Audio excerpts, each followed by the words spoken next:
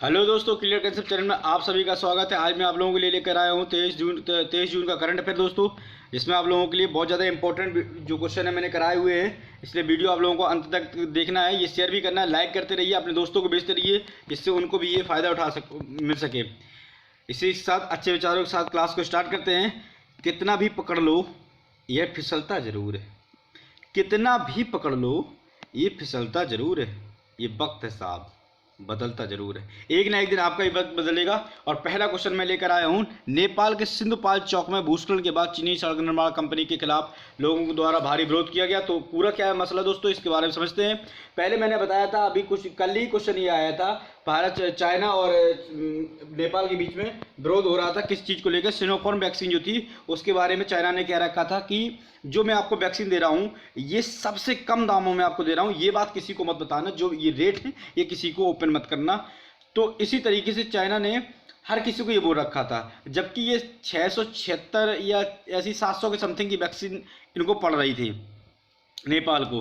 ठीक दोस्तों, तो ये बात जब पता चली तो ये मीडिया ने क्या किया, इस चीज़ को ओपन कर दिया। तो उसमें भी चाइना की थूथू हो गई और उस तरीके से नेपाल ने कई बार नेपाल ने विरोध किया था। नेपाल थोड़ा गुस्से में आ गया था, नाराज हो गया था चाइना से। उसके बाद दोस्तों फिर नया एक मोड़ आया है और फिर से चीनी कंपनी जो है, चीनी सड़क निर्माण कंपनी जो है, जो सड़क निर्माण हो रहा है सिंधुपाल चौक में, उसमें क्या कर, ये काठमांडू के 14-15 किलोमीटर 20 किलोमीटर दूर है, वहाँ पर निर्माण हो रहा है। उसमें लोग बाग विरोध कर रहे हैं। क्यों विरोध कर रहे हैं इसके बारे में हम लोग जानकारी लेते हैं। मान लो ये आपका जो नेपाल है, इस तरीके से जो ये नेपाल है दोस्तों, ये जो आपको नेपाल देख रहे हैं, ये जो नेपाल है दोस्तों, इसमें जो तराई वाला क्षेत्र है, ये तराई वाला क्षेत्र और ये पहाड़ी वाला क्षेत्र, ये तिब्बत से लग गया था चाइना वाले क्षेत्र से। अभी इसमें एक परसीमन आया था। परसीमन मतलब बोले तो क्या होता है कि जैसे जब जनसंख्या बदल जाती है, डीलिमिटेशन जो होता है, तो उस तरीके से चेंज किया जाता है कि जो प्रतिनिधित्व होता है वो उसी हिसाब से दिया जाता है, पॉपुलेशन के हिसाब से, वो उसके संविधान के ऊपर डिपेंड करता है। तो ऊपर वाला जो क्षेत्र है, पहाड़ी क्षेत्र है, इनको क्या दिया गया, की लीडरशिप दे दी गई। जितने भी मुख्य जो नेता होते हैं, जो पूरा जो मतलब कि जो इनकी संसद है उसको चलाने के लिए, उसको कानून बनाने के लिए, सारे जो की लीडरशिप है वो किसको दे दी गई है, पहाड़ी क्षेत्र वालों को दे दी गई है। और नीचे तराई क्षेत्रों को कुछ नहीं दिया गया है। इसलिए इन्होंने विरोध करना स्टार्ट किया। और विरोध कितना किया कि दोस्तों यहाँ पर इन्होंने जो ये इंडिया से एक्सपोर्ट इंपोर्ट होता था, ये जो यहाँ से पहाड़ी वाले क्षेत्रों के लिए यहाँ पर उन्होंने ब्लॉकेज कर दिया। और जब ये ब्लॉकेज कर दिया तो इसका पूरा फायदा किसने उठाया, चाइना ने, क्योंकि मौके को देखता रहता है और तुरंत मौका उसको मिल गया, उसने फ़ायदा उठाया। और फ़ायदा उठाते हुए उन्होंने कहा कि मैं तिब्बत से तुम्हें डायरेक्ट एक रोड बनाऊंगा और जिसके थ्रू तुम जाके इंडिया से इंपोर्ट एक्सपोर्ट कर सकोगे। ठीक दोस्तों, पहाड़ी वाले क्षेत्र से ही कर सकोगे। तो इस चीज़ को जब उसने क्या किया, लगातार रोड बनाते चले जा रहे हैं और कई सारी मतलब कि ऐसी रोड लिंक परियोजना वहाँ पर बना दी सिलीगुड़ी वाले क्षेत्र में। तो दोस्तों इससे क्या हुआ कि वहाँ पर नेपाल में जैसे भी अभी मानसून पहुँचने वाला है, तो वहाँ पर मतलब कि वैसे भी मानसून खराब चल रहे हैं। और इस तरीके से अगर भूस्खलन हो जाता है तो तराई वाले क्षेत्र में क्या होता है, यहाँ पर भूस्खलन होगा तो इनमें नुकसान होगा, घर वगैरह फूट जाएंगे, मिट्टी वगैरह बहुत ज़्यादा आ जाती है। तो उस तरीके से इस यहाँ पर विरोध हो रहा है इन चीज़ों का कि शायद इन कंपनी को, जो ये कंपनी है, ये यहाँ पर ये निर्माण कार्य जो है वो बंद कर दे, इनको भगाया जा सके। इस तरीके से इसको विरोध चल रहा है वहाँ पर नेपाल में। अब यही एक वजह है, यहाँ पर इंडिया को भी एक रीजन मिल गया है। अब इंडिया भी मौके का अगर फ़ायदा उठाए तो उठा सकती है यहाँ पर, और उनको मदद भेजे जिससे कि वो क्या करें, इन चाइनीज़ कंपनी को भगा सकें जो रोड निर्माण कर रही हैं वहाँ पर। ठीक है दोस्तों, तो उनको यहाँ पर मदद भेजनी जरूरी है, इसलिए यहाँ पर ये विरोध हो रहा है। नेक्स्ट बहुत ज़्यादा इंपॉर्टेंट क्वेश्चन है, और ये इंपॉर्टेंट क्वेश्चन इसलिए बन जाता है क्योंकि इजराइल ने हाल ही में सफलतापूर्वक हवाई लेजर गन का परीक्षण किया है दोस्तों। एक बार मैं इसको, इसीलिए थोड़ी प्रॉब्लम क्रिएट हो रही थी, अब नहीं होगी।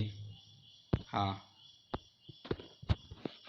इजराइल ने हाल ही में सफलतापूर्वक हवाई लेजर गन का सफल परीक्षण किया। दोस्तों क्या है, कि इजराइल ने अभी हाल ही में लेज़र गन का लेज़र जो थी लेज़र लाइट से ड्रोन को उड़ा दिया गया है। जैसे आप लोग, मैं एक उदाहरण बताता हूँ, जैसे हम लोग जब गांव में क्या करते थे, जो एक लेंस लेते थे और पेपर पे क्या करते थे, पेपर पे एक बार फोकस करते रहते थे, कंसंट्रेट कर देते थे लाइट को, और जब बहुत ज़्यादा हीट हो जाती थी, कंसंट्रेशन हो जाता था हीट का, तो वो कागज़ को जला देता था ना।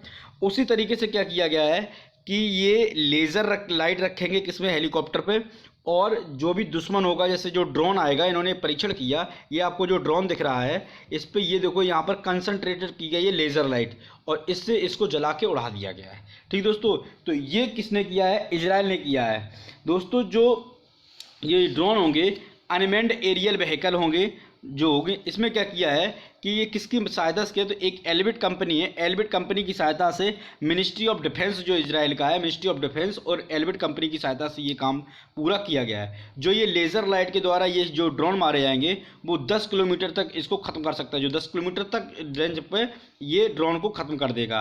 दोस्तों अगर लेज़र की बात करूँ तो लेज़र क्या है, light amplification by stimulated emission radiation. इससे आप समझ रहे हैं कि लाइट जो होती है एम्प्लीफाई की जाती है और उसकी और अच्छा क्षमता बढ़ा के और फिर उसको क्या किया जाता है, इमिशन किया जाता है। तो इस तरीके से ये लेज़र लाइट जो है वो सीधी जाके ड्रोन पर जाएगी। ये बताया जा रहा है कि लेज़र जो होता है, लेज़र लाइट जो होती है वो कंसंट्रेट करके डायमंड को भी काट दिया जाता है। किसको काट दिया जाता है, डायमंड को काट दिया जाता है। तो दोस्तों ये है लेज़र लाइट। तो लेज़र लाइट से अब क्या किया जाएगा, ये लेज़र लाइट हेलीकॉप्टर में रखेंगे और जो भी ये जो ड्रोन वगैरह होंगे उसको ये चक्कर लगाएंगे और ड्रोन वगैरह को जाके डिस्ट्रॉय कर देंगे। जो दुश्मन का होगा, इजराइल ने ये काम पूरा कर दिया। किसके साथ किया है, तो एल्बिट कंपनी के साथ किया है, मिनिस्ट्री ऑफ डिफेंस और एल्बिट कंपनी ने मिलकर ये काम पूरा किया। ये देखो मैं आपको पूरी न्यूज़ दिखा दूँ। Israel successfully test airborne laser that can shoot down drone mid air all you need to know. दोस्तों ये पूरी बढ़िया खबर थी जो इजराइल ने अभी कर दिखाया इसको। ठीक है दोस्तों, नेक्स्ट पढ़ते हैं, ये भी बहुत इंपॉर्टेंट है। हाल ही में जम्मू कश्मीर में परसीमन अभ्यास शुरू किया गया है। दोस्तों जम्मू कश्मीर में परसीमन क्या हो रहा है, जो मैंने बताया था अभी डिलिमिटेशन, वहाँ पर परसीमन होना है। दोस्तों कुछ ना कुछ फिर से नया होने वाला है जम्मू कश्मीर में, क्योंकि 20 बटालियन भी सब की वहाँ पर पहुँच चुकी हैं और वहाँ की जो पार्टी हैं, केंद्र सरकार ने उनको बुलाया कि बेटा, पहले तो बुलाया था, नज़रबंद कर दिया था, अब की बार बुलाया, बेटा इधर आ जाओ और वार्तालाप कुछ करते हैं। इसका मतलब यहाँ पर सीधा सीधा दिख रहा है वहाँ पर कुछ नया होने वाला फिर से है जम्मू कश्मीर में। तो पहला तो एक नया वाला जो एक तूफानी होने वाला है, उसमें क्या है कि परसीमन होने जा रहा है। परसीमन क्या होता है, मैंने अभी आपको बताया। डिलिमिटेशन क्या होता है, जैसे जनसंख्या बढ़ती है, जैसे मान लो कि आप किसी एक क्षेत्र में रहते हैं, ठीक है ना, जैसे जालौन डिस्ट्रिक्ट मान लो, जालौन डिस्ट्रिक्ट में आप रहते हैं, ठीक है, अब जालौन डिस्ट्रिक्ट है उसमें आप रहते हैं, अब वहाँ पर जनसंख्या बढ़ गई, तो जनसंख्या के हिसाब से पहले मान लो 1 लाख लोगों को प्रतिनिधित्व करता था एक सांसद, तो अब क्या किया जाएगा कि 60,000 को मान लो दे दिया, 60,000 का एक सांसद बन गया, एक सांसद 60,000 लोगों को प्रतिनिधित्व करेगा। और दूसरा मान लो वैसे 7.5 लाख का करता है संविधान के हिसाब से, ये मैं बता रहा हूँ एग्जाम्पल। अब ये 40,000 है वो दूसरे क्षेत्र में जाके कर दिए जाएंगे। तो ये है परसीमन। अब हर एक जनगणना के बाद परसीमन होता है। क्या होता है, जब जनगणना होती है उसके बाद परसीमन बैठाया जाता है, क्योंकि उससे जनसंख्या का पता चल जाता है, उसी हिसाब से परसीमन किया जाता है। अगर मैं इंडिया की बात करूं तो इंडिया में अभी तक 4 बार परसीमन हो चुका है। कब कब हो चुका है ये आप लोग नोट डाउन कर लेंगे, क्योंकि बहुत ज़्यादा इंपॉर्टेंट है। 1952 में हुआ था परसीमन, 1962 में हुआ था परसीमन, एक 1972 में हुआ था परसीमन, और एक कब हुआ था, 2002 में परसीमन हुआ था। तो ये 4 परसीमन हो चुके हैं इंडिया में।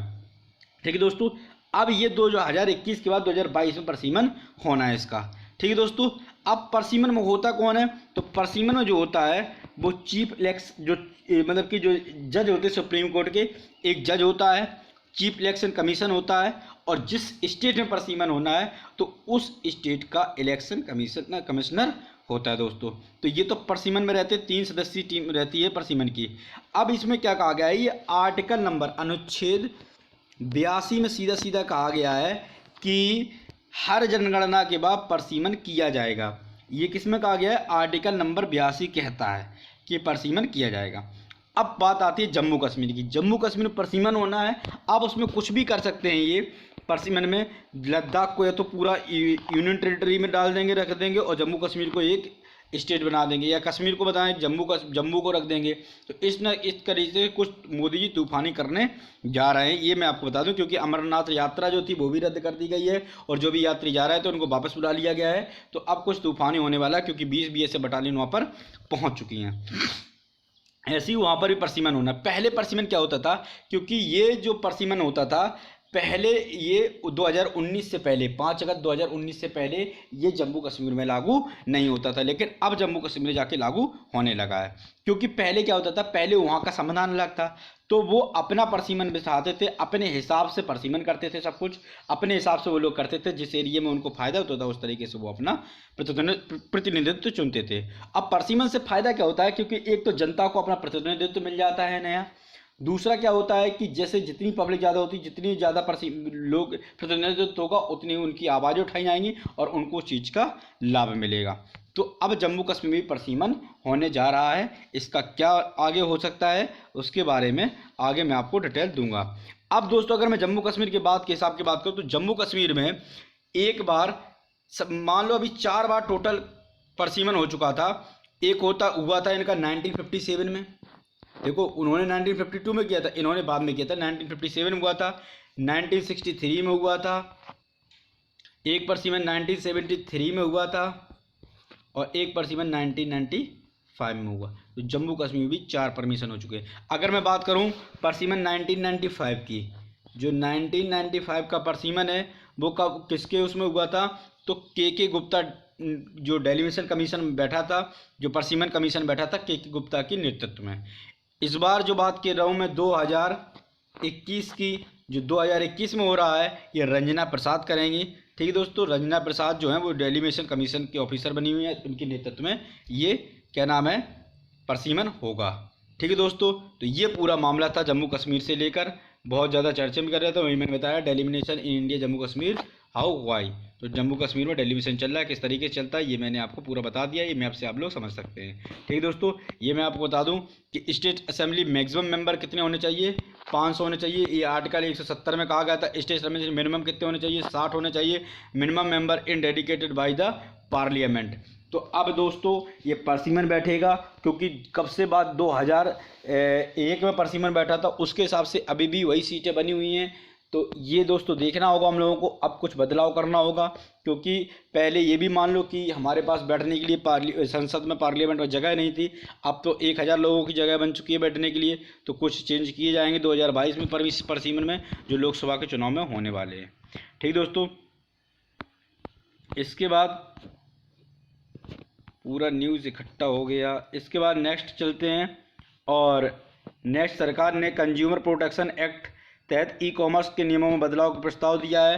दोस्तों सरकार ने क्या किया है कि जो कंज्यूमर प्रोटेक्शन एक्ट है उसके तहत जो ई कॉमर्स कंपनी का मतलब क्या होता है, जो ऑनलाइन परचेजिंग या डिलीवर करती है सामान को, उनमें कुछ बदलाव करने के लिए कुछ कंज्यूमर जो है उनके लिए उपभोक्ता संरक्षण अधिनियम जो है वो जो कंज्यूमर प्रोटेक्शन एक्ट जो 2020 नया लेकर आए हैं।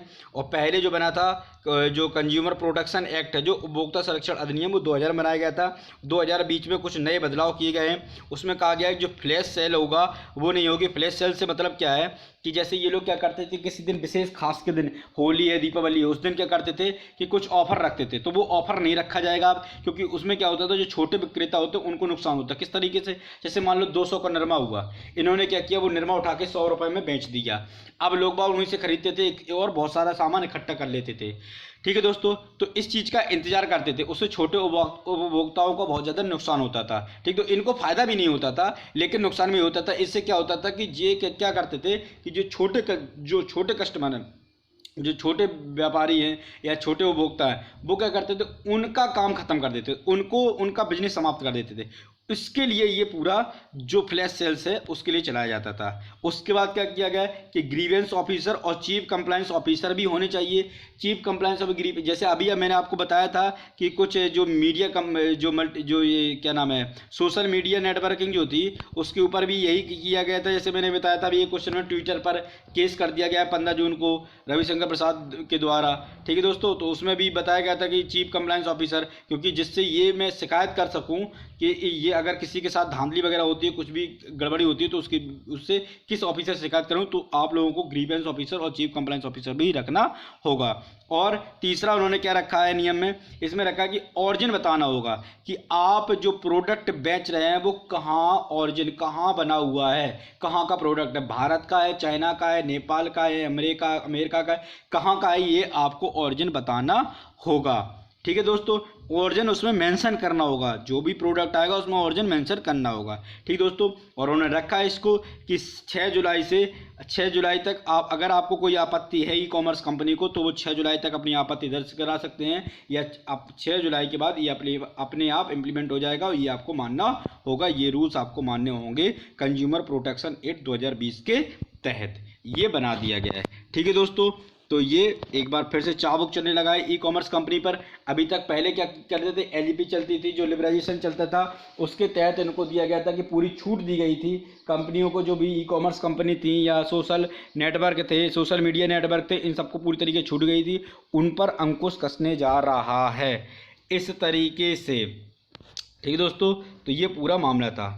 नेक्स्ट क्वेश्चन है, एक सर्वेक्षण के अनुसार महाराष्ट्र के महाबलेश्वर गुफाओं में, जो सतना जिला में है, जो गुफाओं में, तो उसमें क्या हुआ, कुछ चमगादड़ प्रजातियों के निपाह वायरस के खिलाफ एंटीबॉडी उपस्थित पाई गई है। दोस्तों जो निपाह वायरस था उसमें क्या हुआ था कि अब इन्हीं में जो चमगादड़ है, इन्हीं में भी एक एंटीबॉडी पाई गई है। पहले इन्हीं से फैलते थे, यही फैला रहे थे, अब उन्हीं में एंटीबॉडी पाई गई है। तो ये एक अच्छी न्यूज़ है कि ये जो जूनोटिक डिसीज होती है, जूनोटिक डिसीज का मतलब क्या होता है, जैसे मान लो एक जानवर है, ये जानवर मान लो ये जानवर है, ठीक है, और ये एक इंसान है, और ये अगर मान लो ये जानवर जो है, ये जो जानवर है, मान लो चिड़िया है, इस फल को खाती है, ठीक है, इस फल को अगर इसने खा लिया, इसको चोंच वगैरह मार दिया और यही फल जाके इस इंसान ने खा लिया, तो ये इसको फैल जाएगी।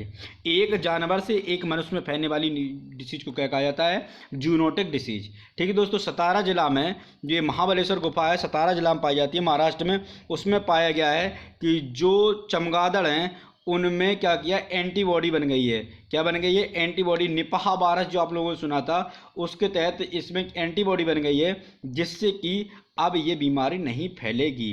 दोस्तों इससे सिम्टम्स क्या होते हैं निपाह वायरस के, फीवर आता है, सिर दर्द करता है, ठीक है दोस्तों, वीकनेस आती है, वोमिटिंग वगैरह होती है, खून की उल्टियाँ होती हैं। तो इस तरीके से ये इसके सिम्टम्स से बहुत ज़्यादा हजार्डस हो जाता था। ठीक दोस्तों, ये इसमें देखा गया है। ठीक दोस्तों, नेक्स्ट है जो मैंने अभी बताया, देखो निपाह वायरस के बारे में। ठीक है, ये फर्स्ट निपाह वायरस महाराष्ट्र में किया गया है, और ये ICMR जो Indian council of medical research ने इसको क्या किया, सर्वे किया है। ठीक दोस्तों, नेक्स्ट क्वेश्चन है, संयुक्त राष्ट्र ने हाल ही में बच्चों और सशस्त्र संघर्ष पर महासचिव की रिपोर्ट प्रकाशित की है। तो इसमें दोस्तों क्या हुआ था कि जो बच्चे थे जिनको बहुत ज़्यादा प्रताड़ित किया जा रहा था, केस आया है कि लगभग 26,000 के बच्चों के खिलाफ कोई फैक्ट्री में काम करवाना, देह प्रताड़ित होना, इस तरीके से बाल मजदूरी होना, इस तरीके से बच्चों को बहुत ज़्यादा प्रताड़ित किया जाता। तो उसके बारे में UNO ने एक रिपोर्ट जारी की है, और UNO के जो अध्यक्ष हैं उन्होंने, जो गुटेरस जी हैं, उन्होंने एक रिपोर्ट जारी की है, और उसके तहत बताया गया है कि बच्चों के खिलाफ बहुत ज़्यादा गंभीर उल्लंघन किए जा रहे हैं। उसके लिए वो एक नई पहल स्टार्ट कर रहे जा रहे हैं एंटोनियो गुटेरस। ठीक है, ये देखो मैंने बताया, ये देखो पूरे पॉइंट देखता हूँ मैं। रिपोर्ट के अनुसार 2020 में 26,425 बच्चों के खिलाफ गंभीर उल्लंघन किए गए, जिनमें स्कूलों में अस्पताल पर हमले भी शामिल हैं। 2020 में युद्ध में प्रभावित लगभग 19,300 बच्चे हत्या, अपंगता और बलात्कार जैसे गंभीर उल्लंघनों के शिकार हुए। रिपोर्ट के अनुसार बच्चों की फैक्ट्री में भर्ती और उपयोग, हत्या, अपंग बच्चों के खिलाफ सबसे अधिक प्रचलित गंभीर उल्लंघन थे। अपराध में अपराधों में 90% की वृद्धि हुई। 2020 में बलात्कार, अन्य यौन शिक्षा घटनाओं में 70% की वृद्धि हुई। वयस्कों के युद्ध ने 2020 में लाखों लड़कों और लड़कियों को बचपन को छीन लिया है। इस तरीके से ये रिपोर्ट जारी की गई है। ठीक है दोस्तों, नेक्स्ट क्वेश्चन है, असम सरकार ने राज्य में स्वामित्व योजना, कौन सी योजना, स्वामित्व योजना को लागू करने के लिए भारतीय सर्वेक्षण विभाग के साथ समझौता पर हस्ताक्षर किया। असम ने क्या किया है, अभी समझौता पर हस्ताक्षर कर लिए हैं, और ये क्या होगा कि एक योजना, स्वामित्व योजना चलाई हुई है। ठीक है दोस्तों, Assam sign MOU with survey of India for rural property survey. इसमें क्या किया जाएगा, जो प्रॉपर्टी होती है, जिसकी मान लो को जो मालिक होगा उसको मालिकाना हक दिया जाएगा, उसके पास ये प्रॉपर्टी साइन कर दी जाएगी, उसको ये कार्ड दिया जाएगा, उसको पट्टा कर दिया जाएगा, पट्टे के रूपी एक कार्ड दे दिया जाएगा। ठीक है दोस्तों, ये स्वामित्व योजना के तहत बताया गया है। नेक्स्ट बहुत ज़्यादा इंटरेस्टिंग न्यूज है। हाल ही में पीले तरबूज की एक किस्म को 2 साल के स्थानीय परीक्षण के बाद भारत में व्यावसायिक रूप से पेश किया जाएगा। तो दोस्तों ये जो तरबूज है इसको मतलब कि ये येलो गोल्ड 48 के नाम से जाना जाता है, और इसको क्या किया गया है, रबी की फसल में ये बोई जाएगी। ये बहुत ज़्यादा इंपॉर्टेंट आप लोगों के लिए इसलिए हो जाता है क्योंकि अब ये रबी की फसल में इसको बोया जाएगा। ठीक है दोस्तों, किसको, पीले तरबूज को, जो आप देख रहे हैं इसमें। ठीक है ना, 2 साल का इसमें स्थानीय परीक्षण हुआ था, उसके बाद ये किया है बेयर ने। ठीक है, वाटरमेलन फैक्ट जो मैंने बताया अभी। ठीक है, बियर के वैश्विक अनुसंधान और विकास प्रयासों के तहत पीले तरबूज में वाटरमेलन में जर्म प्लाज में से विकसित किया गया है। ठीक है दोस्तों, रबी की फसल में इसको उगाया जाएगा। नेक्स्ट है, केरल के पूर्व स्वास्थ्य मंत्री के शैलजा को 2021 के लिए central European university open society पुरस्कार से सम्मानित किया गया है। शैलजा जी को किया गया है क्योंकि दोस्तों इन्होंने फरवरी में ही बता दिया था, इनको एक अवार्ड और दिया जा चुका है। इन्होंने फरवरी में बताया था केरला सरकार को कि ये जो विदेशी लोग हैं इनका सर्वेक्षण किया जाना चाहिए और इन पर निगरानी रखनी चाहिए जो केरला में प्रवेश कर रहे हैं, क्योंकि इनको इस तरीके से पहले से ही पता था कि इस तरीके की कोई बीमारी आने वाली है, लेकिन क्लियरली इन्होंने कोरोना वायरस के बारे में बताया था, लेकिन ये बताया था पेंडेमिक आने वाली है, इसलिए इनको सम्मानित किया गया है। ठीक है दोस्तों, किसके द्वारा किया गया है, CEU सेंट्रल यूरोपियन यूनिवर्सिटी के द्वारा सम्मानित किया गया है। ठीक है दोस्तों, नेक्स्ट है, इसके बाद दोस्तों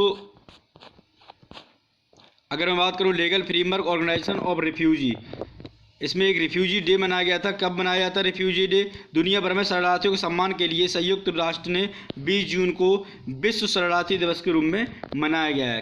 कब शरणार्थी दिवस कब मनाया जाता है, refugee day, world refugee day कब मनाया जाता है, 20 जून को। इसकी थीम क्या है, together we heal learn and shine. Together we heal learn and shine. Refugee होते कौन है, जैसे मान लो किसी आपदा के कारण या किसी के कारण एक देश से दूसरी देश की तरफ पलायन जो लोग करते हैं वो रिफ्यूजी कहलाते हैं। ठीक दोस्तों, ये बनाया गया है। ठीक है दोस्तों, इसके बारे में जो भी न्यूज़ थी मैंने आपको बता दी है। आज की बहुत ज़्यादा इंपॉर्टेंट न्यूज़ थी दोस्तों, इसको इसलिए लाइक करती रहिए, सब्सक्राइब करिए चैनल को और अपने दोस्तों को भेजते रहिए जिससे उनके पास भी ये जानकारी पहुँच सके।